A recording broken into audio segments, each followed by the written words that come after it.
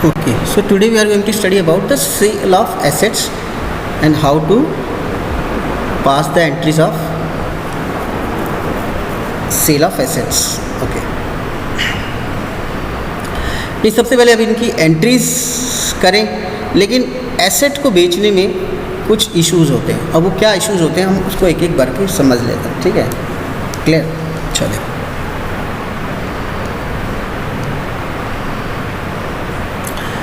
देखो होता क्या है, जब हम गुड्स बेचते हैं तो जो हमारा जो परचेज प्राइस है,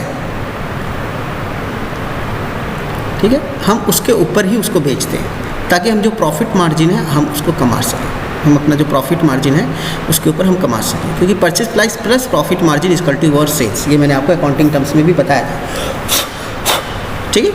सो बट तो जो गुड्स है it is never cell below the purchase price. Purchase price के नीचे हम नहीं बेचते।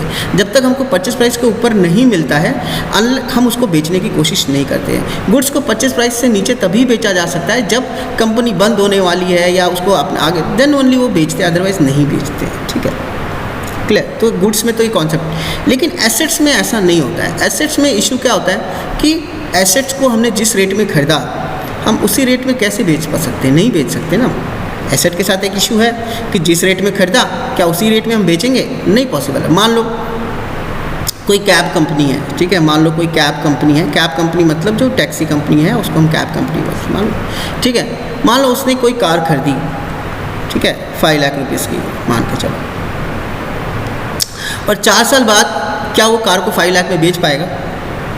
बेच सकता है? नहीं, क्योंकि भाई वो यूज़ कार होगी ना, वो तो कार यूज्ड होगी, तो यूज्ड कार को वो सेम प्राइस पे थोड़ा बेच पाएगा, नहीं बेच पाएगा, ठीक है? अच्छा, तो जब हम एसेट को बेचते हैं तो क्या प्रॉब्लम होती है? देखो प्रॉब्लम क्या होती है कि सबसे पहले एसेट को जब हम बेचते हैं तो जिस रेट में खरीदा उस रेट में तो हम बेच नहीं सकते, दैट्स ऑल। क्यों? क्योंकि वो यूज्ड हो जाता है। अच्छा, दूसरा चीज़ आपको मैंने बताया था, अकाउंटिंग टर्म एक पढ़ा था ना आपने, डेप्रिसिएशन पढ़ा था कि नहीं पढ़ा था? जो लोग क्लास रेगुलर अटेंड कर रहे हैं उनको तो पता होगा, जो नहीं कर रहे हैं उनके लिए तो ऊपर की चीज़। हाँ, तो डेप्रिसिएशन में मैंने आपको क्या बताया था? कुछ याद है? थोड़ा याद करो, थोड़ा दिमाग को जोड़ डालो। Decrease in the value of asset because of wear and tear. हाँ, गुड। तो जो एसेट होता है उसकी हमको डेप्रिसिएशन लगाना पड़ता है, यानी उसकी वैल्यू कम होती रहती है, ठीक है? क्लियर? जैसे देखो मैं अब जैसे डेप्रिसिएशन क्या है, जैसे सब जैसे हम कोई मैन्युफैक्चरिंग प्लांट है तो रॉ मटेरियल तो हम हमेशा नया खरीदते हैं, ठीक है, फिर उसको हम बेचते हैं, लेकिन रॉ मटेरियल खाली से फिनिश गुड नहीं बनता है। फिनिश गुड को हमको कन्वर्ट करने के लिए मशीनरी चाहिए, ठीक है? तो वो those machineries are what, those are assets, वो हमारी एसेट्स है, ठीक है? तो अब जैसे रॉ मटेरियल हमने समझ लो 100 रुपये का खरीदा, ठीक है? तो और क्लियर, तो हम ये नहीं कह सकते कि मेरी कॉस्ट है वो 100 रुपये है, नहीं। क्यों? क्योंकि भाई मैंने मशीनरी को भी तो यूज़ किया, तो मशीनरी भी तो घिसी पिसी है ना, ठीक है? मैंने अब जैसे आपको एग्जांपल बताया, आप अपनी कार से अहमदाबाद जाते हो तो क्या बोलोगे? मेरे तो 1500 रुपये का पेट्रोल लगा अहमदाबाद जाने में, ठीक है? लेकिन क्या सेम टैक्सी वाला आपको 1500 रुपये में पहुँचाएगा? नहीं, टैक्सी वाला मांगेगा 2500 आपसे। तो आप बोलोगे यार मेरी कार से तो मैं 1500 का पेट्रोल जलता है, तो तू 2500 का मांग रहा है भाई, पर टैक्सी वाला आपको पेट्रोल के रेट पर ले जाएगा क्या? नहीं, वो अपना उसमें अपना वेजेस जोड़ेगा, ठीक है, प्लस टोल का पैसा पूरा जोड़ेगा, प्लस गाड़ी का वेयर एंड टेयर भी जोड़ेगा, तब वो 1000 रुपये ऊपर रख के बोलेगा। क्योंकि अगर वो आपको 1500 में ही अहमदाबाद पहुंचाने लग गया तो उसको प्रॉफिट क्या हुआ? कोई प्रॉफिट हुआ क्या? कुछ नहीं हुआ। वो तो फिर कॉस्ट पे काम कर रहा है, तो ऐसा थोड़ा होगा। तो आप अपनी गाड़ी से जाते तो आपको लगता है कि हाँ कम लगा, लेकिन जब वही टैक्सी करो तो महंगा होता है। इसी रीज़न से टैक्सी महंगी होती है। तो जैसे कोई रॉ मटेरियल हमने 100 रुपये का खरीदा तो हम ये नहीं कहेंगे कि कॉस्ट उसका 100 रुपये है। अब उसको चलाने के लिए जो मशीन है उसका भी वेयर एंड टियर हुआ है, तो मान लो हम चलेंगे उसको पे हम 20 रुपये जोड़ देंगे, ठीक है? अब ये कैसे कैलकुलेट करते हैं?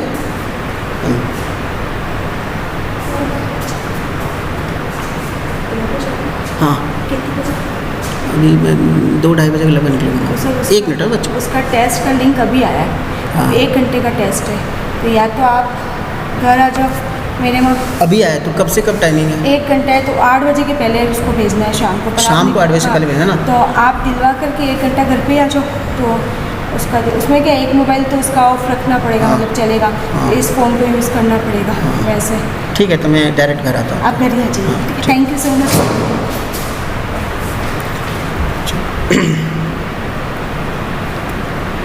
एक मिनट, थोड़ा सा कोई आ गया तो हाँ, तो फिर क्या कि क्या हो रहा है ये, तो उसी तरीके से क्या है, अब हम मशीनरी हमने जो भी खर्च की तो हम उस पर डेप्रिसिएशन लगाए, तो ये जो डेप्रिसिएशन है ये भी हमारी कॉस्ट में जुड़ जाएगा। अब हम ये कहेंगे कि मेरा टोटल कॉस्ट 120 रुपये है, फिर मैं उसको 150 रुपये पे बेचने की कोशिश करूंगा और मेरा प्रॉफिट मार्जिन में 30 रुपये कमाऊंगा।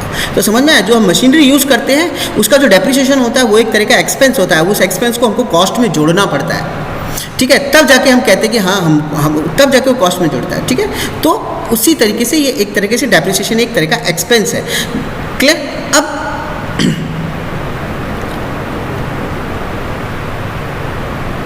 तो हम क्या करते हैं, अपने एसेट्स पे हम डेप्रिसिएशन लगाते हैं। अच्छा, हम अपने एसेट्स पे डेप्रिसिएशन लगाते हैं जितने साल तक हम उसको यूज़ करें। तो मान लो इस गाड़ी पे 50,000 रुपीज़ या 40,000 रुपीज़ का एक साल का डेप्रिसिएशन था, मतलब अकाउंट, क्लियर।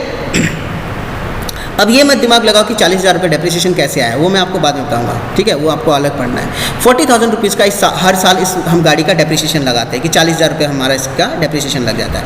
तो 3 साल, मान लो 4 साल यूज़ किया तो 40,000 पहले साल भी लगा होगा, 40,000 करके, सॉरी 4,000 हो गया, 40,000 करके हमने उसकी 4 बार डेप्रिसिएशन लगा दी। तो इस गाड़ी की कीमत 1,60,000 रुपये तो ऐसे ही कम हो गई है। क्यों? क्योंकि इस पर हमने इतना डेप्रिसिएशन लगा दिया, ठीक है। तो अब इस गाड़ी की एक्चुअल कीमत कितनी रहेगी? 3,40,000। कितनी होगी? 3,40,000। अब यहाँ ध्यान से समझना, हाँ ध्यान से समझना। तो जब हम कोई एसेट खरीदते हैं तो एक तो होता है उसका परचेज प्राइस, जितने पे हमने उसको खरीदा है, ठीक है। फिर हर साल हम उस पर लगाते हैं डेप्रिसिएशन, हम उस पर क्या लगाते हैं? डेप्रिसिएशन। उसकी वैल्यू कम होती रहती है यूज़ करने की वजह से। अच्छा, ठीक है।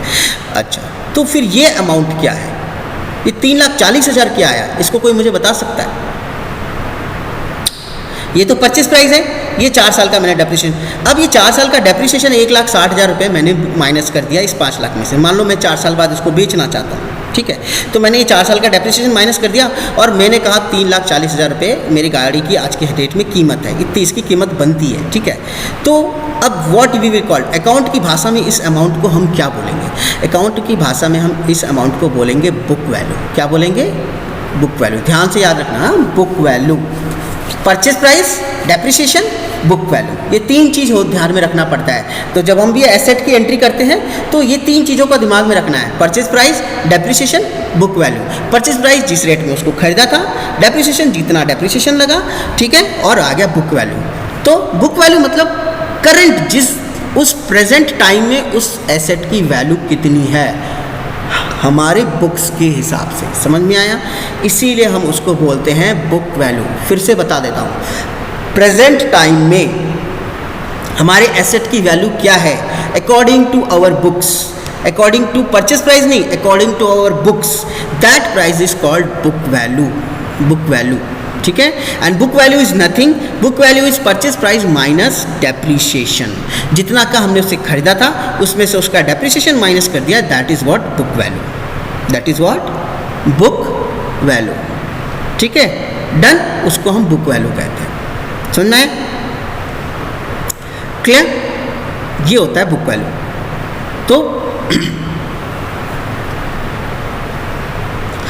तो अब सर प्रॉब्लम क्या है? प्रॉब्लम ये है कि देखो परचेज खरीदा था 5 लाख का, 1,60,000 का डेप्रिसिएशन लग गया, 3,40,000 हमारी बुक वैल्यू है।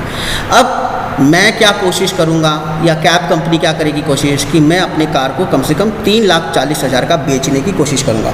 क्यों? क्योंकि अगर मैंने 3,40,000 का बेच दिया तो मैं ये मान के चलूँगा कि मैंने उसको 4 साल यूज़ किया तो मेरा डेप्रिसिएशन 1,60,000 था और मुझे इसे 3,40,000 में बेच दिया तो मुझे कोई लॉस, कोई प्रॉफिट नहीं हुआ, मैंने जितने की कार थी उतने की बेच दी। तो जब भी हम एसेट को बेचते हैं तो हम बुक वैल्यू को ध्यान में रखते हैं, परचेज प्राइस को नहीं।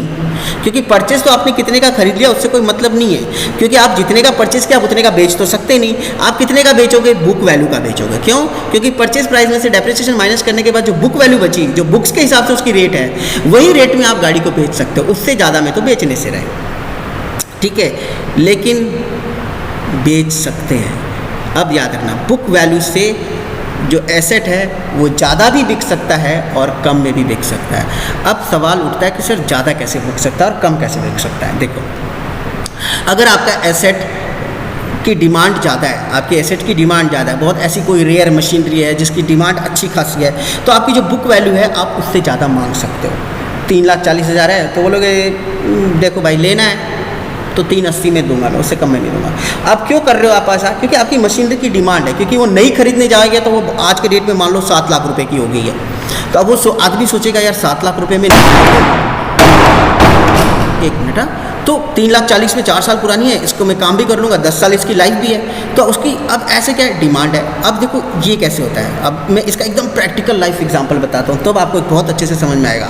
ठीक है, आप खुद ही उसका जवाब दोगे। ठीक है, मान लो आप खुद सेकंड हैंड कार खरीदने जा रहे हो। क्या खरीदने जा रहे हो? सेकंड हैंड कार खरीदने जा रहे हो। ठीक है, अब 2 कंपनी की कार है, ध्यान रखना। मारुति की स्विफ्ट है, ठीक है, मारुति की स्विफ्ट है, ठीक है, ये आप एक कार खरीदना है। आपने 2 कार सेलेक्ट की, मारुति की स्विफ्ट, और दूसरी आपने सेलेक्ट की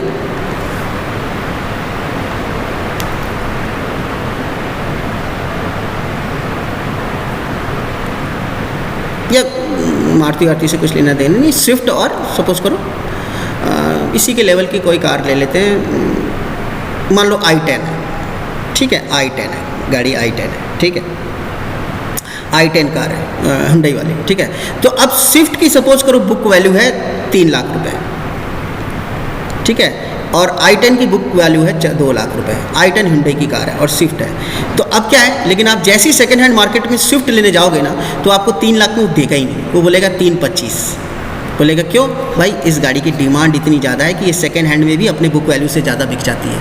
मतलब कि अब इस गाड़ी की इतनी अच्छी डिमांड है कि ये अपनी बुक वैल्यू से ज़्यादा में बिकती है, तो आप इसको बुक वैल्यू से ज़्यादा में खरीदना मजबूरी हो जाएगा। क्यों? क्योंकि आप 3 लाख नहीं दोगे तो 3,25,000 देने के लिए दूसरा आदमी खड़ा हो दे देगा, लेकिन अब ये गाड़ी 2 लाख की है, तो अब ये ज़्यादा बिकती नहीं है, तो ये सामने वाला उसको 1,80,000 का भी बेचने को रेडी हो जाएगा, यानी बुक वैल्यू से कम में। क्यों? क्योंकि ये गाड़ी सेकंड हैंड में इसका डिमांड नहीं है, पड़ी हुई है, तो भाई 2 लाख नहीं मिलने वाला, तो चलो 1,80,000 तो मिले, 20,000 का घाटा सह लेंगे। ठीक है, तो this is what demand of the product. अब आपकी मशीनरी की डिमांड ठीक है तो वो बुक वैल्यू से ज़्यादा में बिक सकती है, और अगर डिमांड सही नहीं है तो बुक वैल्यू से कम में आपको बेचना आपकी मजबूरी हो जाएगी। तो यहीं पर एक मेन चीज़ आ जाती है कि अगर आपने अपनी बुक वैल्यू से ज़्यादा पे अगर आपने बेच दिया उस अपने मशीनरी को, तो ये कह सकते हैं कि हमने प्रॉफिट पे बेचा है। अपने एसेट को हमने किस पे बेचा? प्रॉफिट पे बेचा। समझ में आया? प्रॉफिट पे बेचा। क्लियर? बुक वैल्यू से ज़्यादा की रेट पे बेच दिया। अब मान लो अब मैंने इस मशीनरी को 4 लाख का बेच दिया, तो मैं कहूँगा कि मुझे 60,000 का प्रॉफिट हुआ है। कैसे? क्योंकि उसके पर 1,60,000 का डेप्रिसिएशन लग चुका था, तो उसकी एक्चुअल कीमत 340 ही थी, लेकिन डिमांड ज़्यादा होने की वजह से मैंने 4 लाख में बेचा, तो मुझे 60,000 का प्रॉफिट हो गया। अब यहाँ परचेज प्राइस को भूल जाओ, परचेज प्राइस से कुछ लेना देना नहीं है, ठीक है। 4 लाख का मैंने बेच दिया, तो यानी 60,000 का मुझे प्रॉफिट हो गया। लेकिन वही अगर मशीनरी की डिमांड अच्छी नहीं होती तो मुझे 3 लाख का बेचना पड़ता, तो कहते कि यार मुझे लॉस हो गया। क्यों? क्योंकि बुक के हिसाब से तो मेरी कीमत 340 थी, लेकिन मुझे मिला 3, तो मुझे 40,000 का हो गया लॉस। समझ में आया? This is what sale of asset में के टाइम में इश्यू होता है। क्या होता है? सबसे पहली बात तो एसेट में सेल की, जब हम सेल ऑफ एसेट की एंट्री करेंगे तो एसेट का जो परचेज प्राइस है उसमें से उसका डेप्रिसिएशन माइनस करना पड़ता है और हमें निकालना पड़ता है बुक वैल्यू। अब उस बुक वैल्यू से हमको कितना ज़्यादा मिल रहा है, कम मिल रहा है, उसके हिसाब से हम प्रॉफिट एंड लॉस हम अपना डिसाइड करते हैं और फिर हम उसकी एंट्री पास करते हैं। समझ में? क्लियर? तो ठीक है, आज मुझे थोड़ी सी इशू है, तो आज क्लास आपकी इतनी होगी। ठीक है, मुझे थोड़ा सा और काम है, 1 मिनट में वीडियो लेक्चर बंद कर देता हूँ।